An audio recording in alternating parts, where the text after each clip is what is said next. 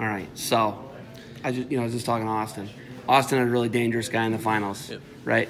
You just had a really dangerous guy in the finals. Absolutely. Mr. Assassin himself, Caleb Romani, right? Yeah. I'm guessing he's never caught you in that. No, I don't know what they call it. The kind of the back arm stuff. Oh, he does a back hook. Yeah, what Sadulayev did to Snyder. Yeah, he does the same thing. It's a back hook. Yeah, Romani actually did it before Sadulayev did. So yes, he did. You're right. I call that the Romani because he actually hit my younger brother in it. Whenever they wrestled out in Vegas, a freestyle tournament when Trent was in high school. He back hooked the hogie. He did. Yeah. No way. Back when Trent was at 74 kilos, and it was actually those days are gone. It was that match.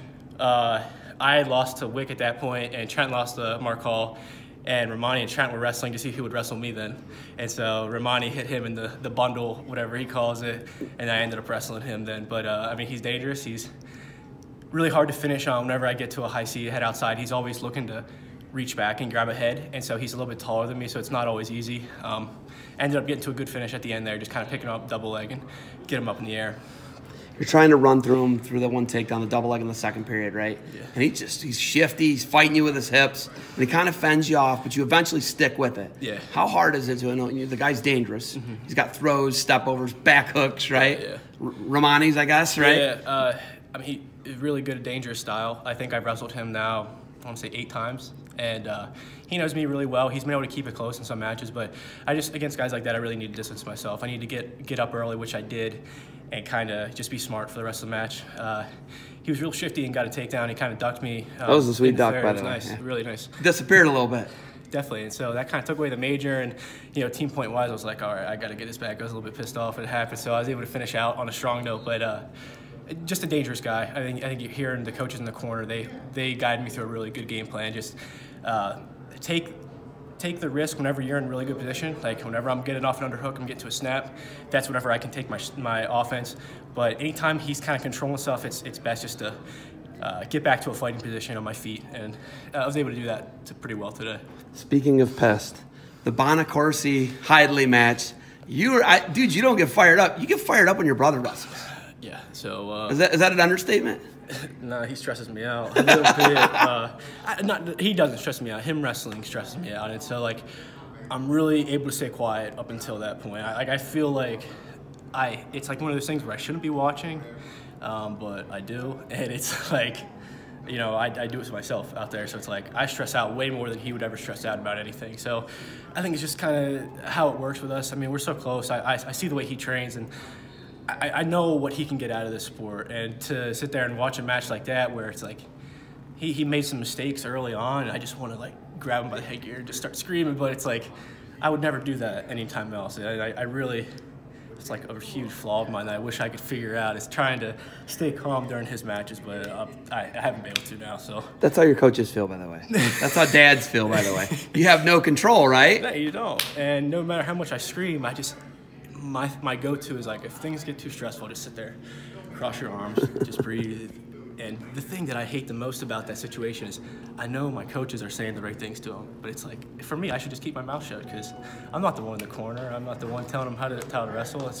For me, I should keep my mouth shut, but I don't. And you get fired up, man. Yeah, absolutely. Not when you wrestle though. You're right. You're flat line, man. You're super calm. It's easier for me to do it. I don't know why. It's easier. Because you don't have control over him. That's probably it, right? Like dads and coaches. Yeah, I should probably see a psychologist about it or something. Okay. Deacon rematch. Yeah. Right? Deacon was in Vegas. Got you pretty good. He did.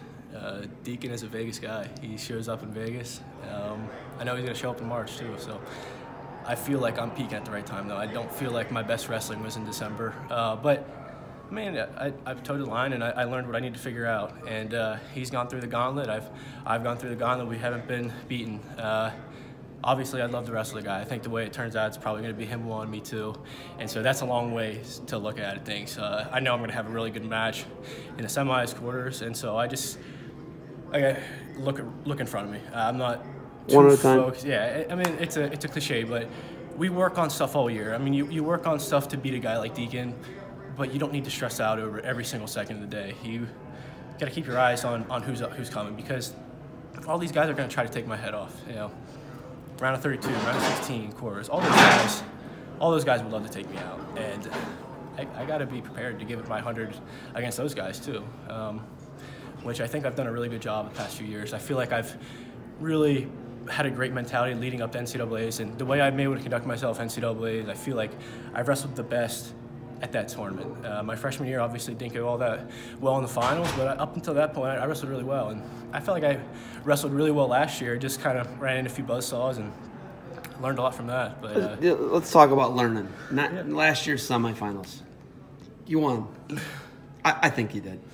If I would have had more points on the board, I would have felt like I won. Like, it doesn't feel like I won. I feel like you won, man. I'm not gonna lie. I mean, people think everybody that way. felt that way, right? Like, yeah, but hey, Jason Nelson's a competitor, man. Yeah, he's a winner. He did. He won that match, and it's like I put together the best match I think I possibly could have put, but I mean, you still learn from that. I know my time's coming. I believe in it every day I go in, whether it's a no flosses or Deacon beats me.